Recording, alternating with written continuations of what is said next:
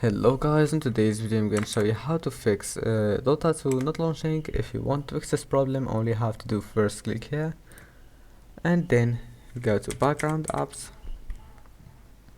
turn off this option, go back, go to Windows update settings, check for updates and make sure you have all the updates that you can find here, and then go to GeForce Experience, and after that go to drivers, check for updates.